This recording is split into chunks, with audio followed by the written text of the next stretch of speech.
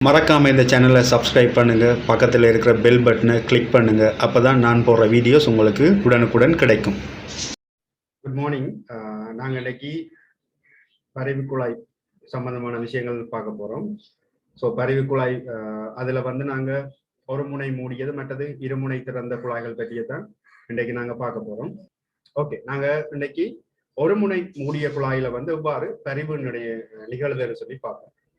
நேற்று நாங்க ஒரு முனை மூடிய குழாயில அடிப்படை சுரத்துக்கான அந்த அலை வடிவத்தை நாங்க பார்த்துட்டு அதோட கிளாஸை முடிச்சு நாங்கள் இன்றைக்கு நான் திரும்ப ஒருக்கா ஆரம்பத்தில இருந்து சொல்றேன். ஒரு முனை மூடிய குழாயில எவ்வாறு அந்த பரிவு நடைபெறுதுன்னு சொல்லி நாங்க பார்த்துட்டு தொடர்ச்சியாக அதுல ஒவ்வொரு வகைக்குரியதையும் நாங்க பார்த்து கொண்டு போவோம். சரியா? இதுல முதலாவது பார்ப்போம்.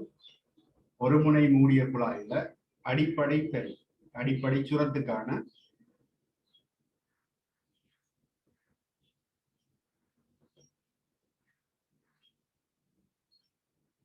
ஒரு முனை மூடிய குழாய். ஒரு பக்கம் மூடி இருக்கும், ஒரு பக்கம் திறந்து இருக்கும். இப்படி ஒரு பக்கம் மூடின குழாயில உங்களுக்கு எப்பவுமே தெரியணும் என்னன்னு சொன்னால், மூடிய பக்கத்துல எங்களுக்கு முரண் கணு உருவாகணும். திறந்த முனையில மூடிய பக்கத்துல எங்களுக்கு கணு உருவாகணும், திறந்த முனையில முரண் கணு உருவாகணும். அப்ப இந்த குழாயினது நீளத்தை நாங்க எல்லண்டு வைப்போம்.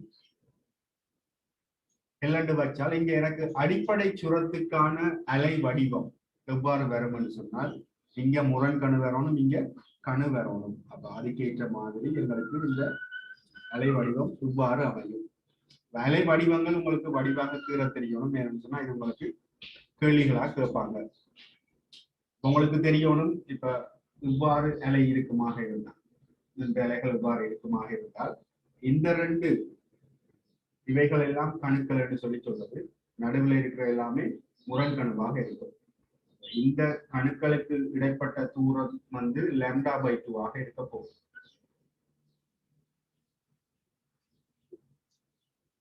ஆகவே இதுல பாத்தீங்கன்னு சொன்னா இப்படி ஒரு வடிவம் இருக்குன்னு சொன்னா, ஒரு கணுவுக்கும் அடுத்ததா உள்ள முரண் கணுவுக்கும் இடைப்பட்ட தூரம் என்று பார்த்தோம்னு சொன்னா, இந்த λ/2 அரைவாசி λ/4 இருக்க போகுது. ஆகவே இந்த அலை நீளம் என்னவா இருக்க போகுது பாத்தீங்கன்னா λ/4. இந்த λ/4 யாருக்கு சமனா இருக்கிறார் என்று பாத்தீங்கன்னு சொன்னால், எல் என்ற நீளமுடைய இந்த குழாய்க்குள்ளதான் என்ன செய்யுது, இதுக்குள்ள இருக்கிற வழிநிரல்கள். அதாவது என்னன்னு சொன்னால், இப்ப இதுல நாங்க இசைக்கவையை அதிர செய்து நாங்க பிடிக்கிற நேரம், இந்த இசைக்கவையினுடைய மீடிரனுக்கு சமனான மீடிரனுடைய வழிநிரல்கள் இங்க இருக்கிற நேரம் என்ன செய்ய போகுதுன்னு சொன்னா, ரெண்டும் பரிவுற போகுது. ஸோ பரிவுற நேரம் இதுல இருக்கிற வழிநிரல்கள் இவ்வாறு அதிர செய்வதன் மூலம் வழிநிரல்கள் இவ்வாறு அதிரப்பட போகுது. இந்த அதிர நேரம் இந்த அலை வடிவம் எங்களுக்கு இவ்வாறு பெறப்படும். பரிவு நடக்கிற நேரம் எங்களுக்கு உரத்த ஒலி ஒன்று கேட்கும். நாங்க பார்த்தோம் என்னன்னு, பரிவு நடக்கக்குள்ள இவ்வாறு இந்த சந்தர்ப்பத்துல எங்களுக்கு பெரிய ஒரு பரிவு ஒன்று நிகழ்ந்து உரத்த ஒலி ஒன்று கேட்கும். சரியா? அந்த சந்தர்ப்பத்துல நாங்க அந்த நீளத்தை அளப்போம். இப்ப இது முதலாவது அடிப்படை சுரமாக இருக்கும். ஸோ அடிப்படை சுரத்துக்குரியது அலை நீளம் λ/4. அது இந்த குழாயினது நீளம் எல்லுக்கு சமனாக இருக்கும். இதுல இருந்து λ சமன் 4L என்று சொல்லி நாங்க எடுக்கலாம். இனி எங்களுக்கு வேகத்துக்கான தொடர்பு v சமன் f⁴. அப்ப இங்க வேகம் v. இப்ப இந்த அடிப்படை சுரத்துக்குரிய அடிப்படை மீறினா f0 என்று போறேன். இங்க λ கண்டுபிடிச்சு வச்சுக்க 4F. ஆகவே அடிப்படை மீடிரனுக்குரிய பெருமானம் என்று பார்த்தோம்னு சொன்னா 1/4L into v ஆக இருக்க போகுது. இதுதான் அடிப்படை சுரத்துக்குரிய அடிப்படை மீடிரனுக்குரிய பெருமானமாக இருக்க போகுது. சரி, அப்ப இதுல பாருங்க, இந்த அலை வடிவம் உங்களுக்கு கீழே தெரியும். இந்த அலை வடிவம் கீழைக்குள்ள மூடின பக்கம் எங்களுக்கு முரண் கணு உருவாக போகுது, திறந்த பக்கத்துல முரண் கணு உருவாக போகுது.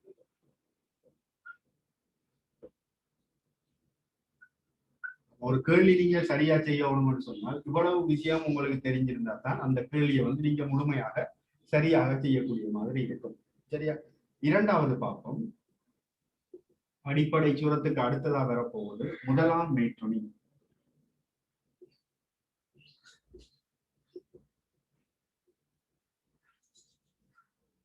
நாங்க ஏற்கனவே ஈர்க்கப்பட்ட இலைகள்ல அடிப்படை சுரம், முதலாம் மேட்டோனி என்றெல்லாம் நாங்க பார்த்தோம்.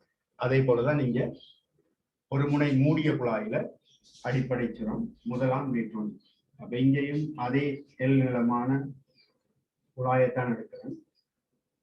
இப்ப எங்களுக்கு மூடின பக்கத்துல ஒரு கணு உருவாக போகுது. இனி திறந்த பக்கத்தில் ஒரு முரண்கணு உருவாகணும். அலை வடிவம் இப்படி வரும், இவ்வாறு வரும். இங்கதான் முரண்கணு உருவாகி இருக்கு. ஆகவே எங்களுக்கு முரண்கணு உருவாகணும் இவ்வாறு வரும்.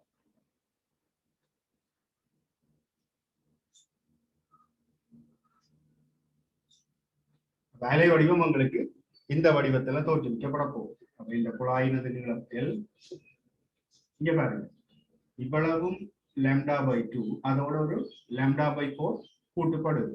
அப்போ மொத்தமா நான் என்னென்று எழுதலாம்னு சொன்னா 1, 2, 3 λ/4 இருக்கிற மாதிரி கருதலாம். இவ்வளவும் 3 λ/4 ஆக இருக்க போகுது. அப்ப இதுல இவ்வளவும் 3 λ/4 ஆக இருக்குமாக இருந்தால் λ, இதுல இருந்து λவுக்கான தொடர்பு இருக்கலாம். 3 λ/4 சமன் L. ஆகவே λ சமன் 4L இன்டு 3. பிறகு இதுக்கு இப்ப V சமன் F λவை பாவிச்சா இந்த முதலாம் மேட்டோனிக்குரிய மீடியன F1 என்று போடுறேன். λவுக்கு பதிலாக 3/4L இன்டு V. இந்த வழியில் ஒளியின் வேகம் வந்து மாறப்போறது இல்லை தானே. அப்ப இங்க பாத்தீங்கன்னு சொன்னால் இந்த தொடர்பை, முதலாம் மேட்டோனிக்குரிய மீடியனுக்குரிய தொடர்பை நான் அடிப்படை மீடியன் சார்பாக எழுதினால் எப்படி எழுதலாம் என்றால், இங்க F0 என்றது 1/4L தர Vக்கு சமம். ஆகவே இங்க 3 தர V/4L என்று எழுதினால் F1 ஆனது 3 மடங்கு F0க்கு சமனாக இருக்க போகுது. அப்ப உங்களுக்கு அடிப்படை சுரத்துக்கான மீடியன் தெரியுமாக இருந்தால் முதலாம் மேட்டோனிக்கான மீடியனை கண்டுபிடிக்க சொன்னா என்ன செய்யும்? 3 மடங்கால பிரித்து விடுங்கன்னு சொன்னா அதுதான் முதலாம் மேட்டோனிக்குரிய மீடியனாக அமையும். நீங்க நோட் பண்ணணும் என்றாக்கள் நோட் பண்ணிக்கொள்ளுங்க.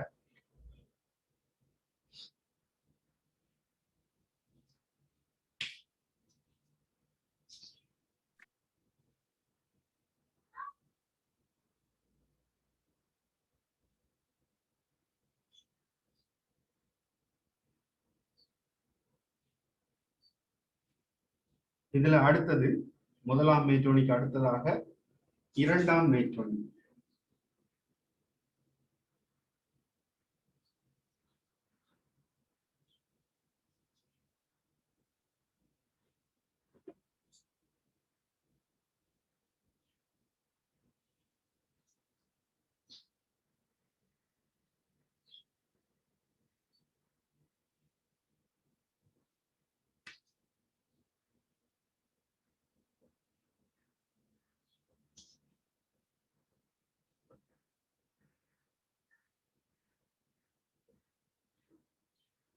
இரண்டாம் மேட்டோனிக்கும் இங்க எங்களுக்கு இந்த பக்கத்துல கணு உருவாகணும், அடுத்தது முரண்கணு இங்க உருவாகும் சொன்னால் எங்களுக்கு எப்படி வரப்போகுது?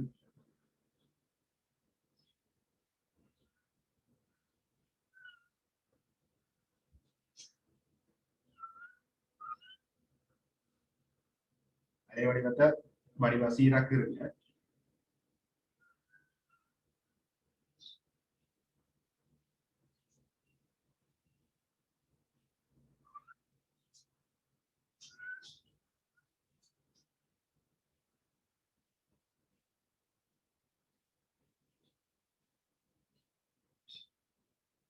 இதுல பாத்தீங்கன்னு சொன்னா எத்தனை?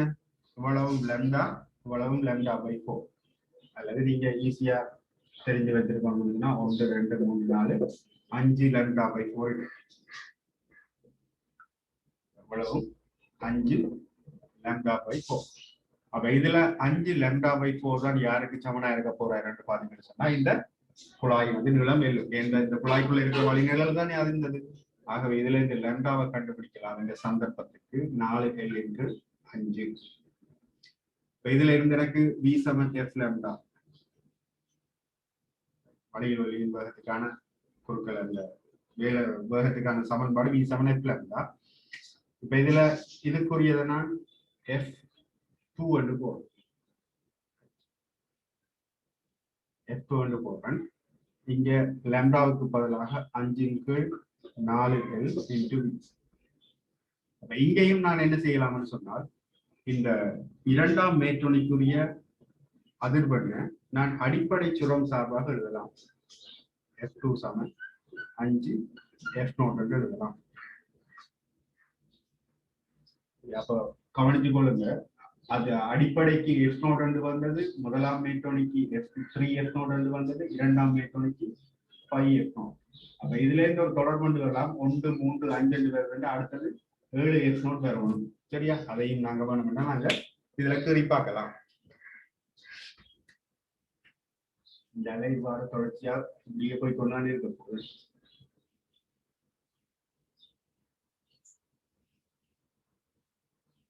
இங்க கணு, அடுத்த முரண்கள், இது எடுக்கிறோம்னா அடுத்த இங்க வரும். இது 5 6 7. அடுத்த பாகம் மூன்றாம் மேற்றொலி.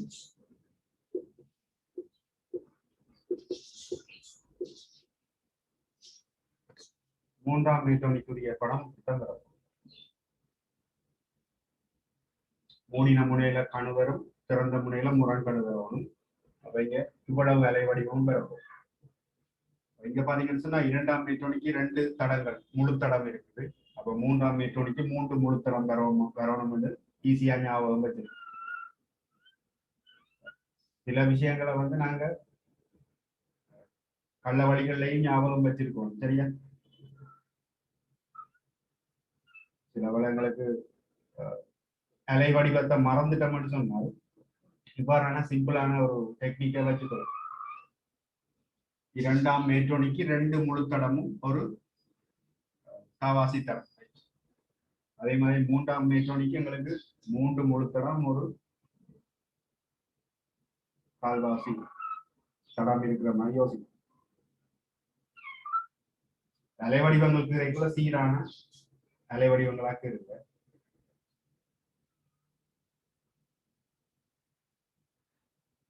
எல்லாம் சீரா இருக்கும் அலை.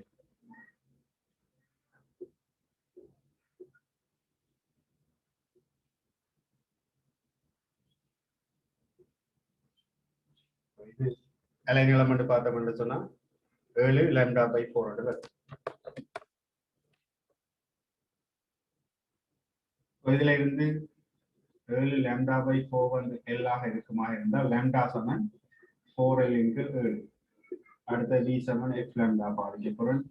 இதை F4 என்று போடுறேன், F3 என்று போடுறேன். லாம்டாவுக்கு பதிலாக 7 × 4L 7 × 4L × V என்று வரப்போம். ஆகவே F3 நான் எழுதினா இருந்தால் இப்ப எனக்கு 7 மடங்கு F0.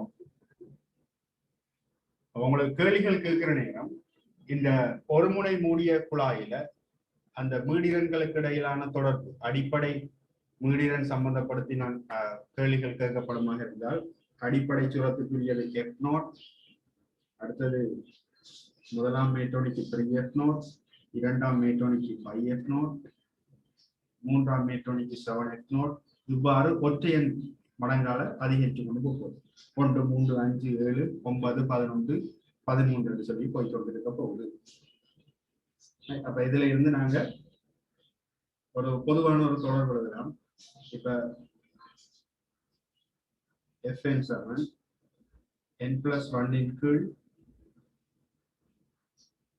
4L × V என்று எழுதினால் இப்ப எண்ணுக்கு பதிலாக 0 இருந்து 1 2 3 2 போட்டுக்கொண்டு போனால் இந்த ஒற்றையன் தான் எடுக்க போகுது.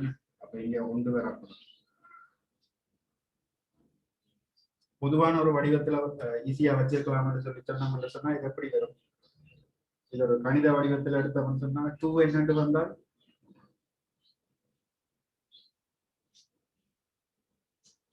2 என்னண்டு போட்டோம்னு சொன்னா இதுல எண்ணுக்கு பதிலாக 0 1 2 3 போட்டுக்கொண்டு போன மாதிரி இருந்தால் எண்ணுக்கு பதிலாக 0 போட்டா 1 × 4L வரும். எண்ணுக்கு பதிலாக 1 போட்டா 3 × 4L வரும். அடுத்தது எண்ணுக்கு பதிலாக 2 போட்டா 5 எனக்கு 2 4 3 5. அப்ப நாங்க ஈஸியா இவ்வாறு ஞாபகம் வச்சிருக்கக்கூடிய மாதிரி இருக்கும் பொதுவான வடிவத்தை. சரியா? அதை விட இப்ப இந்த பொதுவான வடிவத்தை ஞாபகம் வச்சுக்கிறத விட எங்களுக்கு ஒரு முனை மூடிய குழாயில ஒற்றையின் மரம் ஒற்றையின் அதை ஏற்று கொண்டு வரும். இப்ப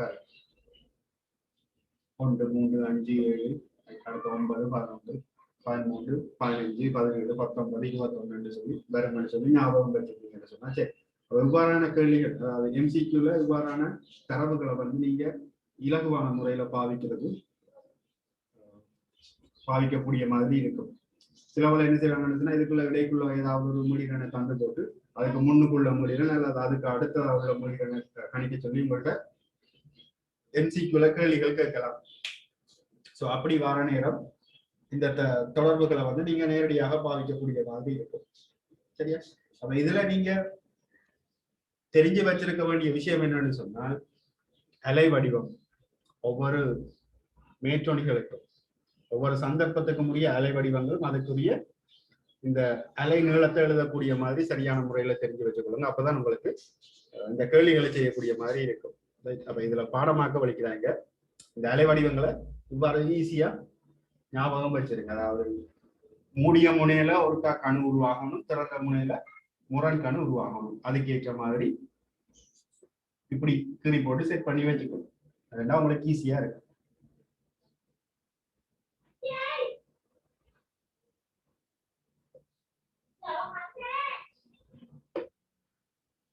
ஈர்க்கப்பட்ட இலைகள்ல நீங்க பாத்தீங்க F0, 2F0, 3F0, 4F0 வந்தது. இங்க ஒரு முனை மூடிய குழாயில F0, 3F0, 5F0 வந்தது. அடுத்தது நாங்க பார்க்க போறோம் இரு முனைகளும் திறந்த குழாய். இரு முனைகளும் திறந்த குழாயில எவ்வாறு இந்த பரிவு நிகழ்வுன்னு சொல்லி பார்ப்போம்.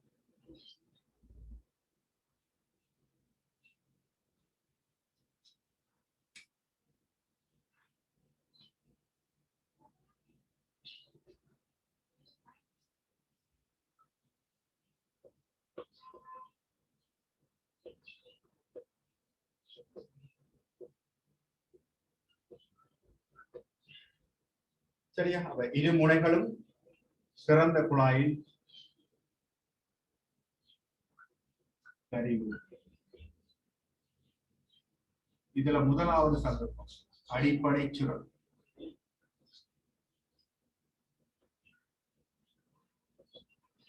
அடிப்படை சுரத்துக்கானது பார்த்தோம்னு சொன்னால், எங்களுக்கு இருமுனையும் திறந்த குழாய் என்றால் ரெண்டு பக்கமும் ஓப்பனா இருக்கும். இங்கேயும் திறந்திருக்கணும், இங்கேயும் திறந்திருக்கணும் என்றால் எங்களுக்கு தெரியும் திறந்த முனைகள்ல எங்களுக்கு முரண்கணு தான் உருவாகணும். இந்த அலை வடிவத்துல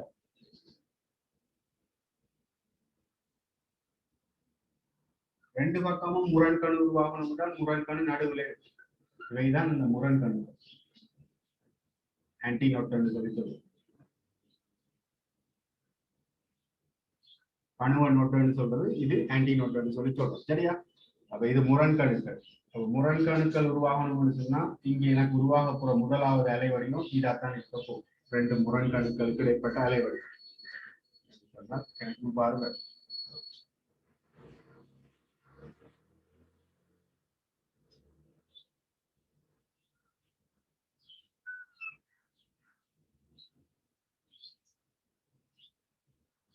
இந்த குழாயினது நீளம் L. இவ்வளவும் தெரியும் உங்களுக்கு. இவ்வளவும் λ/4, இவ்வளவும் λ/4 சொன்னா எங்களுக்கு இது கிடைப்பட்ட தூரம் என்னவா இருக்க போகுது? λ/2 ஆக இருக்கும். ஆகவே இந்த நீளம் அலை நீளம் என்று பார்த்தால் λ/2. ஆகவே எங்களுக்கு λ/2 சமன் L, λ சமன் 2L என்று வரப்போம். ஸோ V சமன் F λ அடிப்படை சுரம் S நோடுக்கான தொடர்பு எழுதினால் 2L. அப்ப இருமுனைகளும் திறந்த குழாய்கள்ல எங்களுக்கு அடிப்படை சுரத்துக்குரிய அலை வடிவம் இவ்வாறு வரும். அதுக்குரிய அடிப்படை மீடிரனுக்குரிய சமன்பாடு 1/2L × E என்று பெறப்பட போகுது. இதேதான் நாங்க என்ன ஈர்க்கப்பட்ட இலைகளுக்குமான ஒரு தொடர்பா வந்தது. அதை ஞாபகப்படுத்தி பாருங்க. அடுத்தது நாங்க பார்க்க போறோம் முதலாம் மேற்றொணி.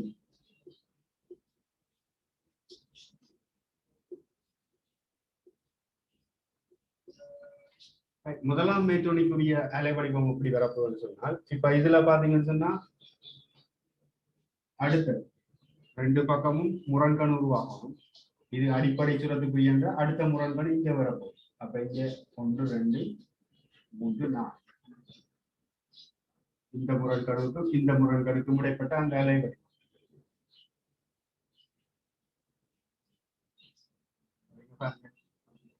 முதலாம் மேற்றோனி என்று வரும்போது இது கிள்ளங்களுக்கு நடுவில் ஒரு முழுமையான ஒரு கடன் பார மாதிரி யோசிக்கும்.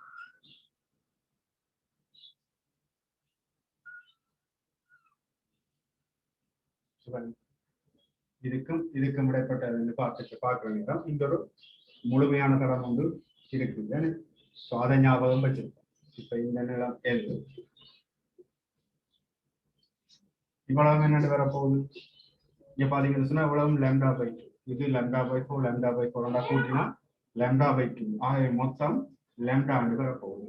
ஆகவே இங்க எனக்கு λ சமநிலை என்று வந்துச்சு. சோ λ சமன் L என்று வந்தால் இப்ப என்ன V சமன் F λ.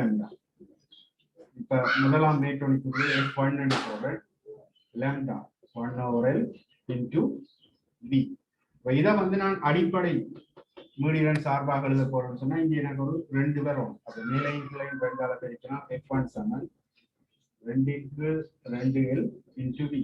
ஆகவே இப்ப F1க்கு பதிலா என்ன எழுதலாம்? F1 சமன் 2 மடங்கு F0 என்று எழுதலாம்.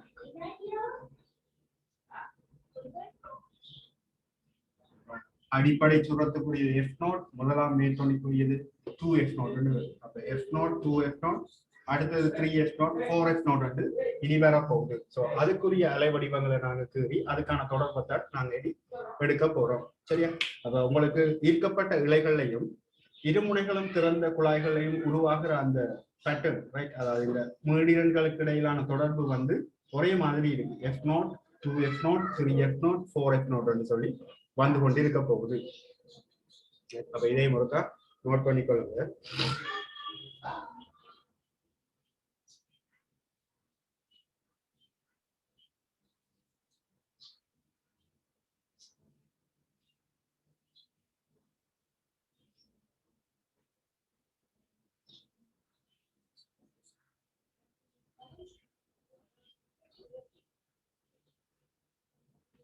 அடுத்தது இரண்டாம் மேற்றோனிக்குரியது.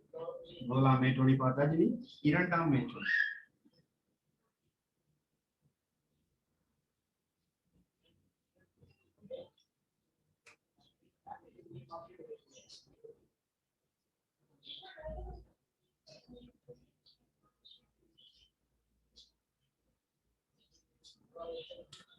இரண்டாம் மேற்றோனி உங்களுக்கு அடுத்ததான் இந்தியால முரண்கணு வரும். இரண்டாம் மேற்றோனிக்கு எங்களுக்கு முழுமையான 2 தடங்கள் உள்ள இருக்கிற மாதிரி யோசிக்கும்.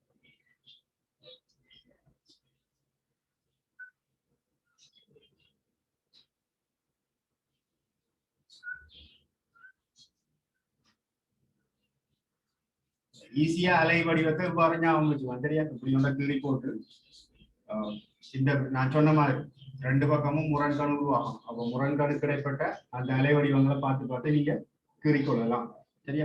சில பேருக்கு இந்த அலை வடிவத்தை ஞாபகம் வச்சுக்கிறது பெரிய கஷ்டமா இருக்கு. அப்ப இனி இதை ஞாபகம் வச்சுக்கணும். எப்படி இந்த அலைக்கோளத்தை கீறி போட்டு அதுல இந்த நான் சொன்ன விஷயம் இந்த 2 இடத்துலயும் எங்களுக்கு முரண்கணுக்கள் தான் உருவாகும். அதுக்கேற்ற மாதிரி நீங்க அந்த அலை வடிவத்தை பார்த்து கீறிக்கொள்ளலாம். சரியா? அப்ப இங்க பாருங்க, இது λ/2 λ/2 அவ்வளவு λ. அதோட சேர்த்து இங்க λ/4 λ/4 கூட்டப்பட்டா λ/2 வந்து வரப்போகுது. ஆகவே நாங்க இதுல இருந்து 1 2 3 λ/2 சொல்லி சொல்லலாம். ஆகவே 3 λ/2 வந்து L நீளத்துக்கு சமனாக இருக்குமா என்றால் λ சமன் 2L/3 ஆக இருக்க போகுது. ஆகவே எங்களுக்கு இதுல உருவாக போற இந்த மீடியன் என்னவாக இருக்க போகுதுன்னு பார்த்தீங்கன்னா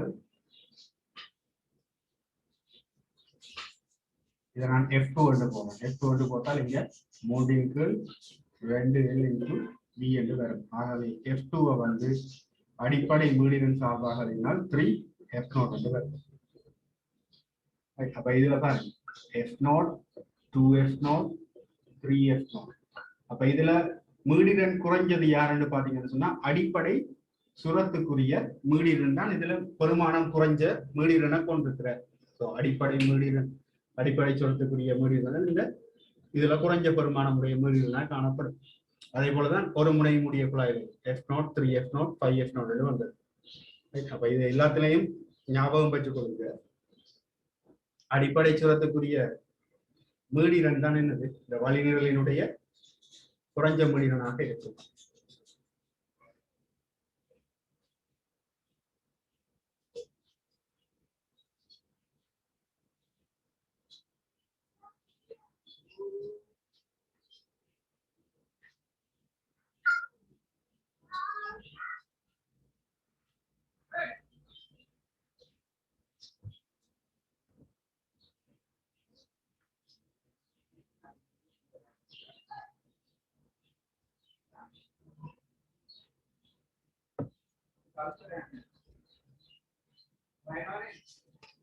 அதே போல அடுத்தது மூன்றாம் மேற்கொண்டு.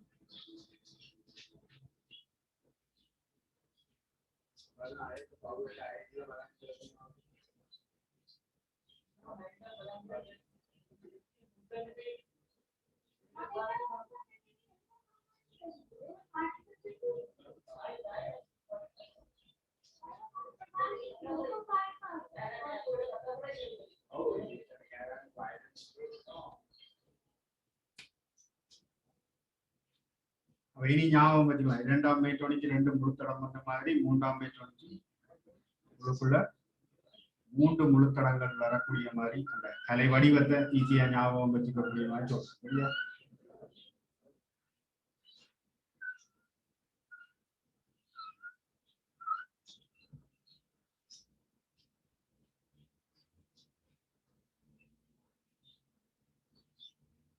குழாயின நிலம் மாறல, அதே நிலத்துல நான் வச்சு செய்யறேன்.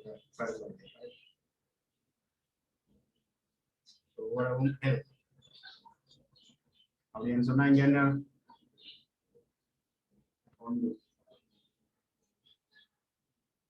இவ்வளவும் lambda, இது λ/2, இது ரெண்டையும் கூட்டினா λ/2 மொத்தம் 2 lambda வரப்போகுது.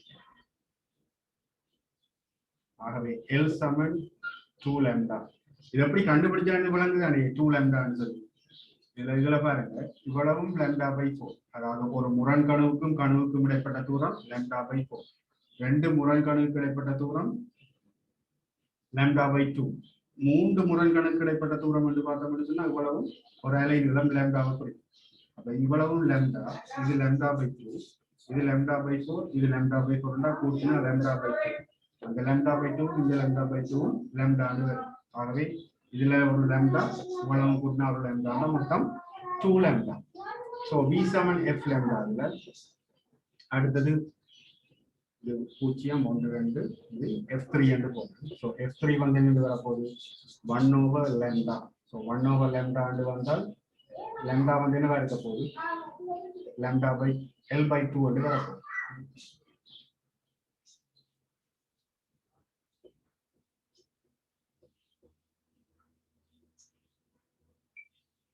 L/2 into D என்று இருக்க போகுது. இனி இதுல இருந்து என்ன செய்ய போறோம் நாங்கள், எனக்கு அடிப்படை சுரம் சார்பாக நான் கொண்டு வரணும் சொன்னால்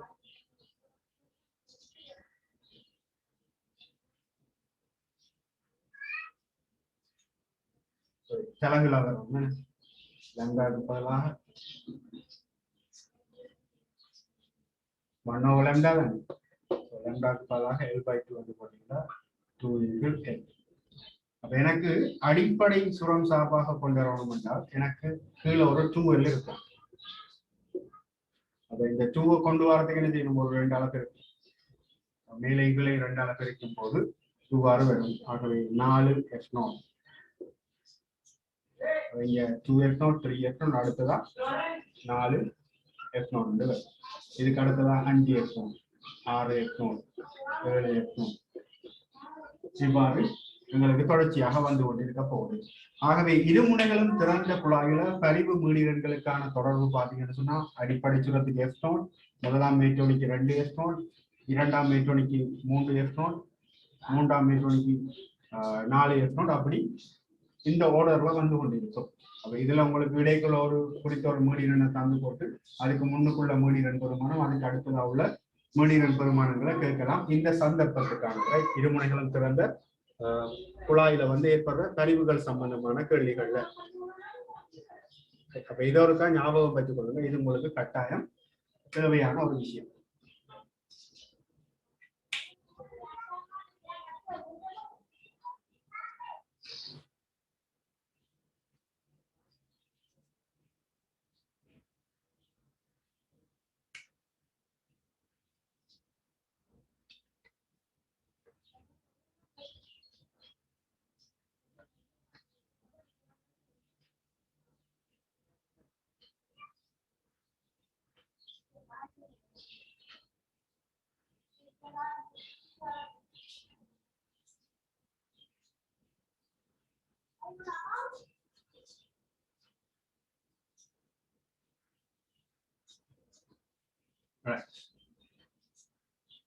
சோ உங்களுக்கு பரிவுகள் சம்பந்தமான தியரி பார்த்துட்டோம்.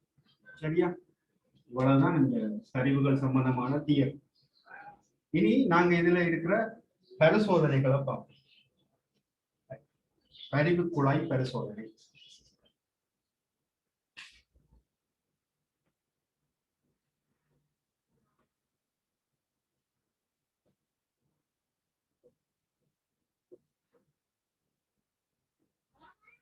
பரிவு குழாய் பரிசோதனை இதுக்கு தேவையான பொருட்கள் என்னன்னு சொல்லி பார்ப்போம். இப்ப நாங்க லேப்ல வந்து இந்த பரிசோதனை செய்ய போறோம்னு சொன்னால் எங்களுக்கு பரிசோதனை ரீதியாக நாங்க இந்த பரிவுகளை வந்து நாங்க அவதானிக்க போறோம்னு சொன்னால் இது எனக்கு தேவையான உபகரணங்கள் என்னன்னு சொல்லி பார்ப்போம். ஒரு நாங்க உதாரணமா ஒரு பிவிசி குழாயை வச்சுக்கொண்டு நாங்க என்ன செய்யலாம்னு சொன்னா இந்த பரிவு குழாய் பரிசோதனையை வந்து நாங்க செய்யலாம். அதாவது இரு முனைகளும் திறந்த ஒரு பிவிசி குழாய் அல்லது ஒரு கண்ணாடி குழாய் அல்லது உலோகத்தாலான ஒரு குழாய். சரியா? இருமுனைகளும் திறந்த ஒரு குழாய். அது பிவிசியா இருக்கலாம், கண்ணாடி குழாயா இருக்கலாம், அதே நேரம் எங்களுக்கு ஒரு உலோக செப்பு குழாயாகவும் இருக்கலாம். அப்ப நாங்க எடுக்கிற நேரம் ஒரு அளவான குறித்த ஒரு அளவான விட்டத்தோடைய குழாயத்தான் எடுக்கணும். அதுக்காக ஆகப்பெரிய குழாய் எடுத்து வச்சுக்கொண்டு நாங்க செய்யக்கூடாது. அப்படி செய்தோம்னு சொன்னா எங்களுக்கு உள்ள இருக்கிற அந்த அது வழி கொள்ளக்கூடிய அளவு வந்து கூடிட்டேன்னு சொன்னா எங்களுக்கு அந்த அதிர வைக்கிறதுக்கு எங்களுக்கு கூடினா இது தேவை. அதுக்காக நாங்க என்ன செய்யணும்னு சொன்னா ஒரு அளவு இந்த அளவு விட்ட முடியும். இதுல நான் கீறி காட்டுற மாதிரி இந்த அளவு விட்ட முடிய ஒரு குழாயை பாதிக்கலாம், அல்லது இதை விட கொஞ்சம் சிறிய குழாயை பாதிக்கலாம். பாதிச்சோம்னு சொன்னா எங்களுக்கு இலக்குள்ள அந்த பரிவை வந்து அவதானிக்கக்கூடிய மாதிரி இருக்கு. எங்களுக்கு இருமுனையும் திறந்த ஒரு குழாய். பிறகு இந்த இருமுனையும் திறந்த குழாயை வச்சு கொண்டுதான் என்ன செய்ய போறோம்னு சொன்னால் ஒரு முனைய மூடக்கூடிய மாதிரி ஒரு ஒழுங்கமைப்பை செய்யும். அப்ப இதுல இருமுனையும் திறந்த குழாய். அப்போ இலகுவாக இந்த குழாயில வந்து நான் நீளத்தை ஏற்றி, அதாவது இந்த குழாயினுடைய நீளத்தை கூட்டி குறைக்கலாம்.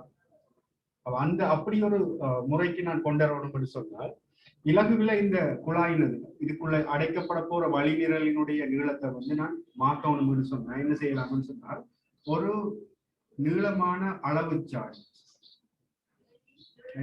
ஒரு நீளமான அளவுச்சாடியை எடுத்து அந்த நீளமான அளவுச்சாடிக்குள்ள நான் இலகுவாக எடுக்கக்கூடியது லேப்ல திரவம், தண்ணீர், நீர். அந்த நீரை வந்து இலகுவா எடுக்கக்கூடிய மாதிரி இந்த அளவுச்சாடிக்குள்ள நீர் எடுக்கும். பாருங்க, இந்த அளவுச்சாடியினுடைய நீளம் வந்து இந்த குழாயினுடைய நீளத்தை விட பெருசா இருக்கும். சரியா? எடுக்கிற நேரம் வடிவா கவனிச்சு கொள்ளுங்க. இந்த குழாயினது நீளத்திலும் பார்க்க இந்த அளவுச்சாடியினுடைய நீளம் பெருசா இருக்கும். அப்பதான் எனக்கு குழாயை வந்து முற்றாக உள்ளுக்குள்ள அமிழ்த்தக்கூடிய மாதிரி இருக்கும். ஏன் இந்த குழாயை வந்து முற்றாக உள்ள அமிழ்த்தணும்னு சொல்றேன்னு சொல்லி நான் அதுக்கும் காரணம் சொல்லுவேன். சரியா? அதே போல இது அளவுச்சாடி. சிலவளை உங்களுக்கு என்ன செய்வாங்கன்னு சொன்னா குழப்பத்துக்காக பக்கத்துல இப்படி ஒரு முகவையும் தந்திருப்பாங்க. இந்த முகவைக்குள்ள திரவம் இருக்கு சொன்னா நீங்க குழம்பக்கூடாது. எதுக்குள்ள கொண்டு போய் குழாயை வைக்கணும்னு சொல்லி குழம்பக்கூடாது. எப்பவும் இந்த குழாயினது நீளத்திலும் பார்க்க இந்த அளவுச்சாடியுடைய நீளம் பெருசா இருக்கு. அப்ப இதுல வந்து நீங்க செலக்ட் பண்ண போறது இதைத்தான் செலக்ட் பண்ண போறது. இந்த அளவுச்சாடிக்குள்ளதான் என்ன செய்ய போறீங்கன்னு சொன்னா இந்த குழாயை கொண்டு போய் உள்ள வச்சு போட்டு அந்த பரிசோதனையை செய்ய போறீங்க. அப்ப இது என்னத்துக்கு தந்திருக்குன்னு சொன்னா உங்களுக்கு சில என்ன செய்வாங்கன்னு சொன்னா வேணுமென்று இந்த அளவுச்சாடியில ஒரு குறிப்பிட்ட அளவுக்கு தான் நீர் ஊற்றப்பட்டு பரிசோதனையை செய்ய சொல்லுவாங்க. இந்த சந்தர்ப்பத்தில் நீங்க என்ன செய்யணும்னா இதுக்குள்ள இருக்கிற திரவத்தை இந்த அளவுச்சாடி முழுமையாக நிரம்புமாறு இந்த இதுக்குள்ள திரவத்தை நிரம்பும். சரியா? அதுக்கெல்லாம் காரணம் என்னன்னு சொல்லி நான் நீதான் சொல்ல போறேன், கவனிச்சு கொள்ளும். அது ஒரு அளவுச்சாடி, திரவத்தை நீர் எடுக்கக்கூடிய ஒரு முகவை, இருமுனையும் திறந்த குழாய், அது பிவிசி குழாயா இருக்கலாம் அல்லது கண்ணாடி குழாயா இருக்கலாம் அல்லது செப்பு குழாயாக இருக்கலாம். அதே போல எங்களுக்கு ஒரு தொகுதி இசைக்கவை, ஒரு தொகுதி இசைக்கவை. அப்ப நீங்க லேப்ல பாக்குற நேரம் உங்களுக்கு இசைக்கவை தொகுதி ஒன்று இருக்கு. இசைக்கவை சொன்னா உங்களுக்கு இந்த வடிவத்தில் இருக்கு.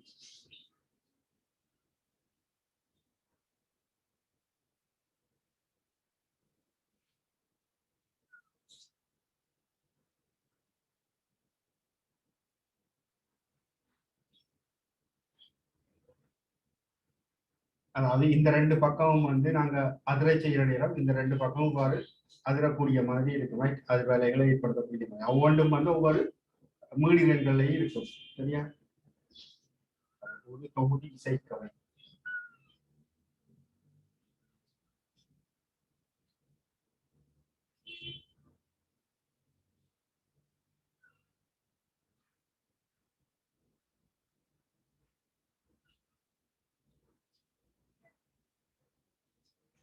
வெவ்வேறு மீடியன்களுடைய ஒரு தொகுதி இசைக்கவையை நீங்க எடுக்க போறீங்க. இதுல உங்களுக்கு தெரியும் அளவில சிறியதுதான் என்னவென்று சொன்னால் மீடியன் கூடினாலா இருப்பார். சரியா? இதுதான் 512 ஹெர்ட்ஸ் உடைய மீடியன் உடைய இசைக்கவை. அளவில சின்னனா இருக்கிறால் தான் எங்களுக்கு மீடியன் கூடினாலா இருப்பார். அது ஞாபகம் வச்சு கொள்ளுங்க. அளவில சிறியதா இருக்கிறவர் தான் மீடியன் கூடினார். அடுத்தது இங்க எங்களுக்கு 512 இதுல அப்ப வடிவாக்கம் அணிஞ்சு கொள்ளுங்க. அளவுல சிறியவர் தான் மீடியன் கூடியவரா இருப்பார். அப்ப இப்படி ஒரு இசைக்கவை தொகுதி ஒன்று இருக்கு. அதே போல இந்த இசைக்கவையை அதிர செய்யறதுக்கு உங்களுக்கு ஒரு ரப்பர் குச்சி ஒன்று உங்களுக்கு தரப்பட்டிருக்கும். அப்ப நீங்க கடினமான பொருட்கள்ல வந்து நீங்க என்ன செய்யக்கூடாதுன்னு சொன்னால் இந்த இசைக்கவைகளை வந்து போட்டு தட்டக்கூடாது. சரியா? இது ரப்பர் குச்சி.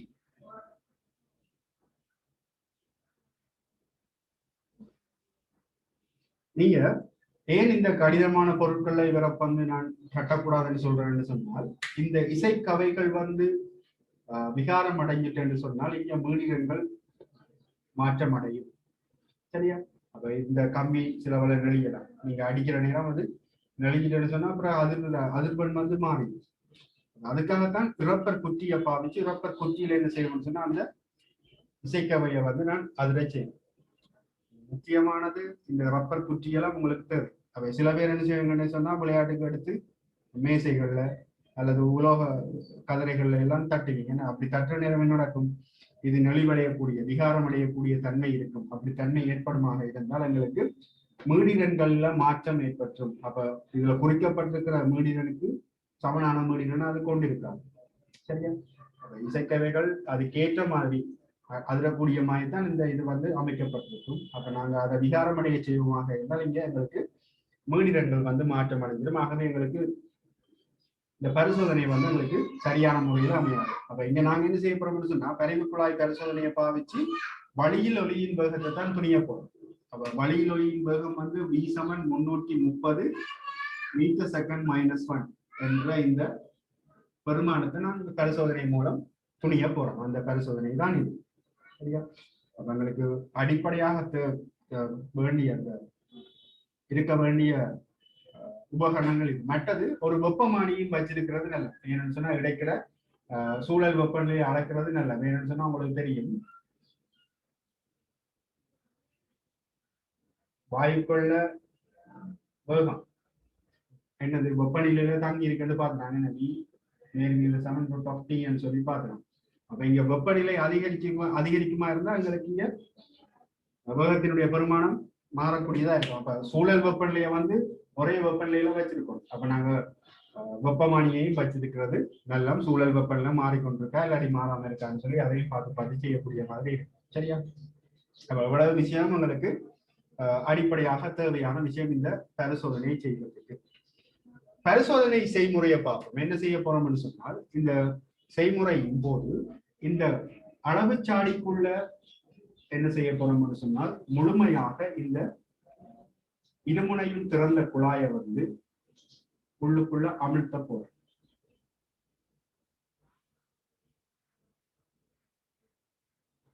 அப்ப இங்க சில பேர் யோசிப்பீங்க, என்னத்துக்குடா 2 முனையும் திறந்த குழாயை எடுத்து போட்டு பிறகு தண்ணிக்குள்ள கொண்டு போய் அமர்த்துறீங்கன்னு சொல்லி சில பேர் யோசிக்கலாம். பேசாம முதலே ஒரு பக்கம் மூடின குழாயை இருக்கலாம் தானேன்னு சொல்லி. இப்ப நான் என்ன செய்ய போறேன்னு சொன்னால், இந்த இரண்டு பக்கமும் திறந்த குழாயை வந்து ஒரு பக்கம் மூடின குழாய் என்ற அமைப்புக்கு நான் கொண்டு வர போறேன். அப்படி கொண்டு வரதுக்காக நான் என்ன செய்யணும்னு சொன்னா, முழுமையாக திரவத்துக்குள்ள அமழ்த்தி போட்டு மெல்ல மெல்லமாக வெளியில் எடுப்பனாக இருந்தால் குழாயினுடைய திரவ மட்டத்துக்கு மேல உள்ள பகுதி தான் என்னது உள்ளுக்குள்ள வழி நிரலை கொண்டிருக்கும். மிச்சம் எல்லாம் திரவத்தால் அடைக்கப்பட்டது. அப்ப நான் இங்க பரிசோதனை இது முதல் செய்த எல்லாம் என்னது, ஒரு முனை மூடிய குழாய்க்குள்ள இருந்த வழி நிரலை அதிர செய்தேன். அதே மாதிரி 2 முனை திறந்த குழாய்க்குள்ள இருந்த வழி நிரலை அதிர செய்தேன். அப்ப இங்க பரிவு குழாய் பரிசோதனை என்று வரும்போது இங்க பாத்தீங்கன்னா, இப்ப இது திரவத்தால மூடப்பட்டிருக்கா, இதுக்குள்ள மட்டும்தான் வழி நிரல் இருக்க போகுது.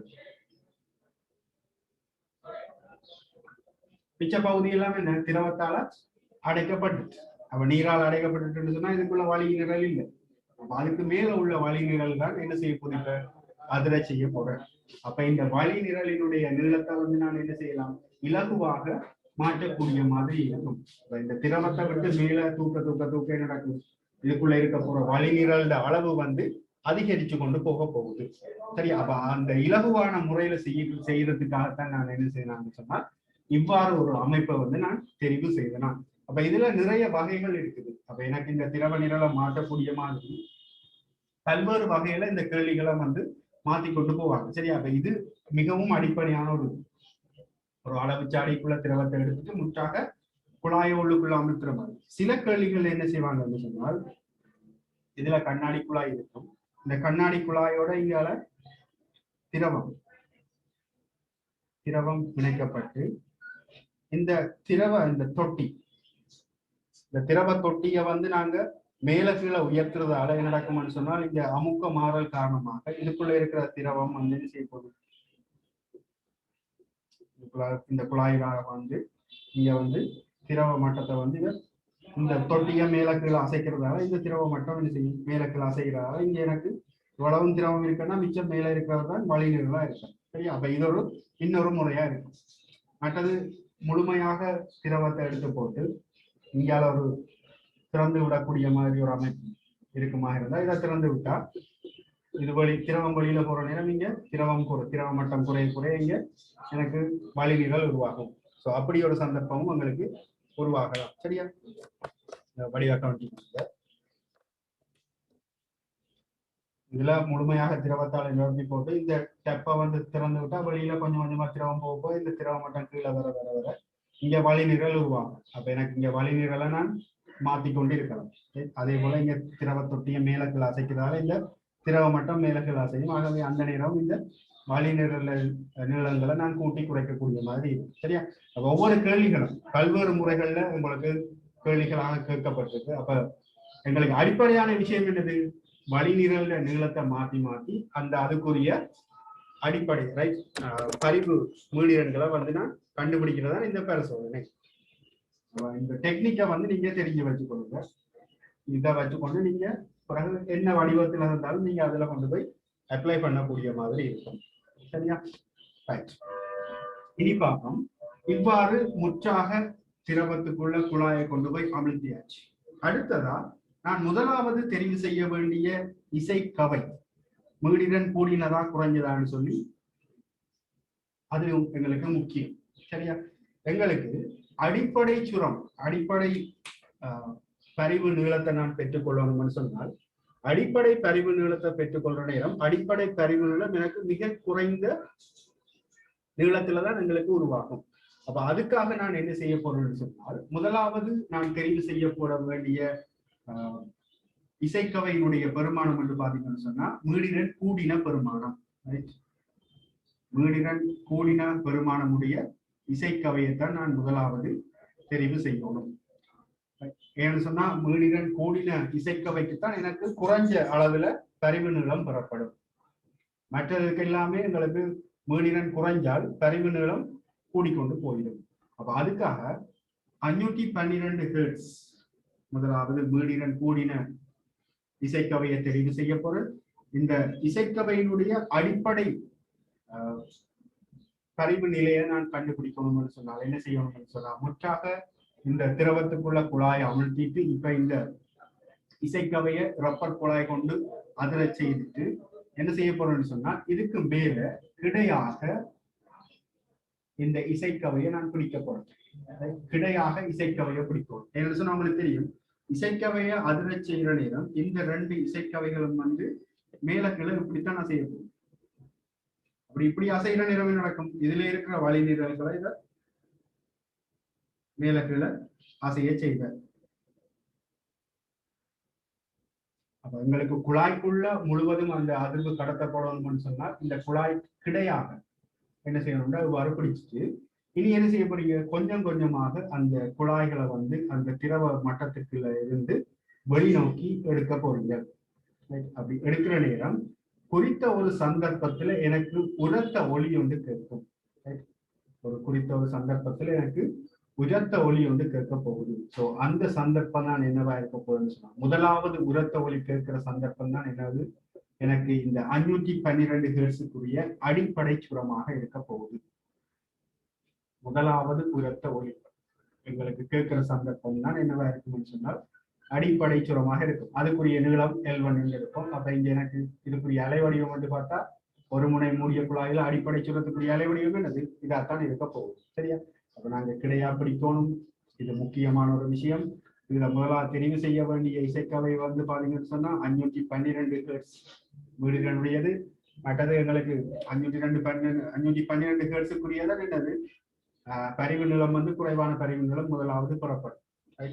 அதுக்கு பிறகு 512 ஹெர்ட்ஸுக்குரிய அடிப்படை பரிவு நிலத்தை நான் கண்டுபிடிக்கிறதுக்காக தான் என்ன செய்யலாம்னு சொன்னால், முழுமையாக திரவத்துக்குள் அந்த குழாயை அமிழ்த்தி போட்டு மெது மெதுவாக வெளிநோக்கி எடுத்துக்கொண்டு போகணும்.